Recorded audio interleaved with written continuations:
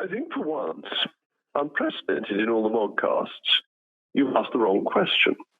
I don't think the question is what is special about Dominic Cummings.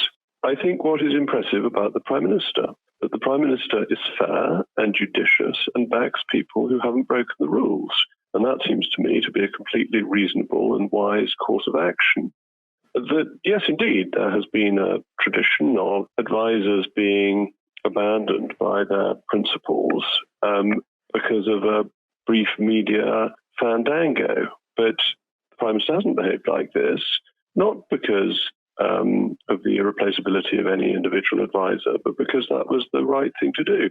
And it is key that Dominic Cummings abided by the rules. He behaved to protect a child, which I think any of us would have done. He is, as it happens, a formidably able man, a very important driving force behind what the government is trying to get done. But it's the basic principle is the Prime Minister has behaved well and properly, whereas if you look back at the past, Prime Ministers didn't have the backbone to do that. Wrong question or not, I'm going to try it again in a different form, namely this. What is it that he brings to the party? Oh, Dominic Cummings himself is a formidably able man. He has both intellect and drive and a very successful track record. He has a considerable understanding of how the machinery of government works and also understands the European question very thoroughly. But it's not about Dominic Cummings. It's about the Prime Minister making a decision to be fair and judicious rather than to be pummeled, as some of us may remember from previous Prime Ministers, by a passing press storm. Just a quick follow-up, because you just raised the point yourself. You just said that he's very well informed or very on top of the European Union question. Is he important to the negotiations that are going back and forth with the EU about a trade deal? Well, I carefully said he's very well informed about them, and he's been informed about them going back over a couple of decades, hasn't he? He was instrumental in business for sterling, so his track record in this area is very impressive. But no, David Frost is leading the negotiations, and the government's position is completely clear. With or without Dominic Cummings, I mean, it's just clear that we are leaving the European Union on the 31st of December, and that is a fact. How long have you known him for, and how would you describe him as a person? Dominic Cummings? I've met him a few times over the years. I don't know him particularly well. I am more of an admirer of his and his capability than I would claim to be a personal friend. Let's move on. This is to a matter that I'm sure you've kept your eye on. The Archbishop of Westminster is suggesting that the government is being too slow to allow the reopening of the churches. Do you think he's right? You asked me a particularly difficult question because, as you know, my loyalty to the church and my loyalty to the government are both absolute. I think that spiritual succour is of the greatest importance. In other words, you're suggesting the government should be listening to the Archbishop very carefully indeed. I would always suggest people listen to His Eminence. I think we'll take that one as read. I'm glad to be asking a difficult question rather than apparently the wrong one. So if the next question is difficult or wrong, let's try this one. Is it your understanding that the quarantine scheme that's being proposed and that will come in on June the 8th, is it your understanding that it will allow any exceptions or not in terms of countries? It will include the common travel area, so the Republic of Ireland will be part of the common travel area, and there are special arrangements for the Channel Islands as well. So to that extent, there are particular exclusions. You're not expecting to see any other exemptions over the weeks ahead? I think the government's position is that that's a matter, that the sort of air bridges question is one that is being kept under consideration, but no formal decision has been made on any individual countries. Might it be fair to say that for all that we read of backbench protests against the policy and claims that some ministers don't like it, it really isn't clear whether this is with us for the long term, even the medium term or not, is it? Because it's going to be subject to 3 weekly reviews. Well, but surely that's right, that if you're putting constraints on people's liberty, you can't constrain them in perpetuity. You have a right as a British subject to come back to your own country and in normal circumstances would not expect to be quarantined. And therefore, if an exceptional power is to be taken, then it must be regularly reviewed. As with all the coronavirus regulations, they're subject to regular review. So we might not expect to see it in place in, say, 3 or 4 months. But that's the bit I can't answer.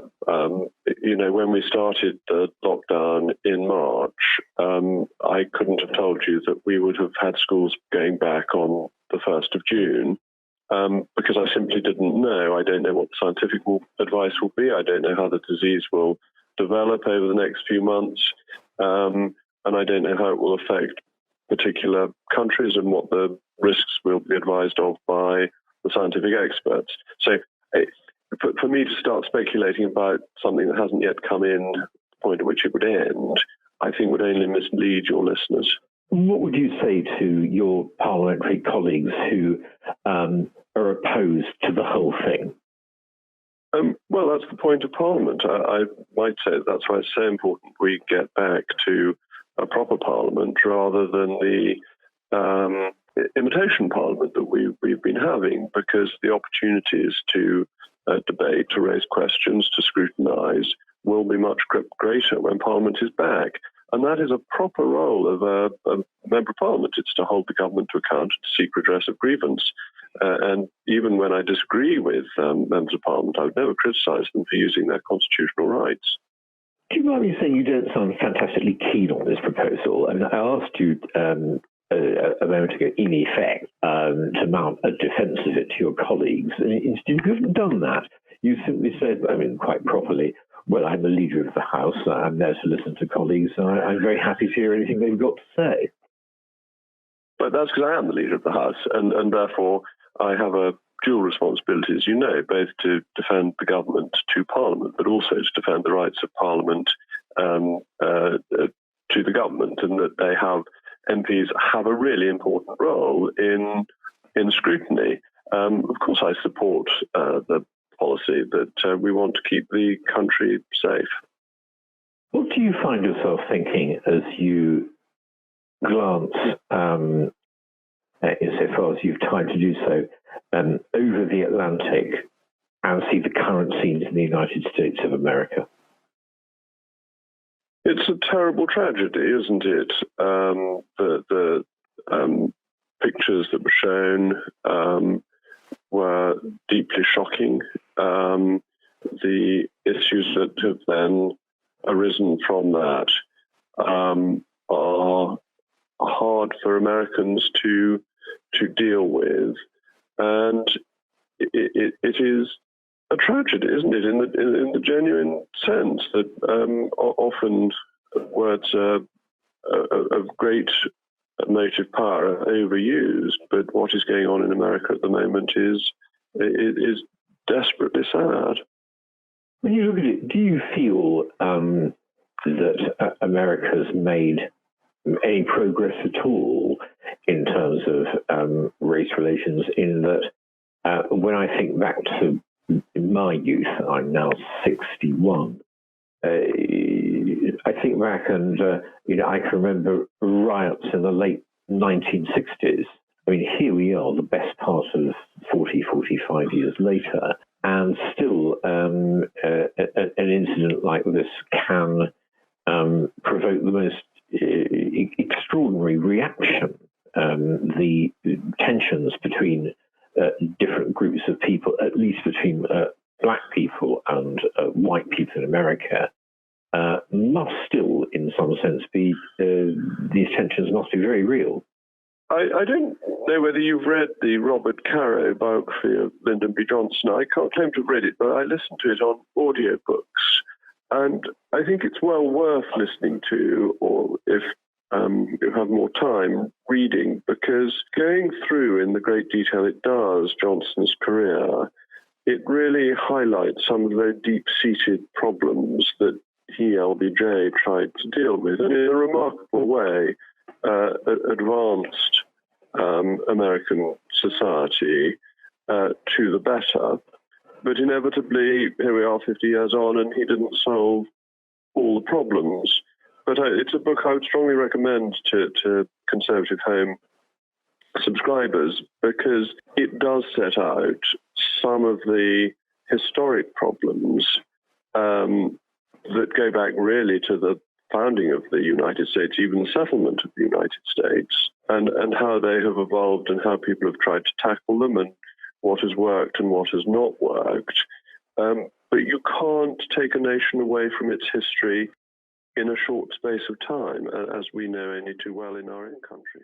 We will make America great again.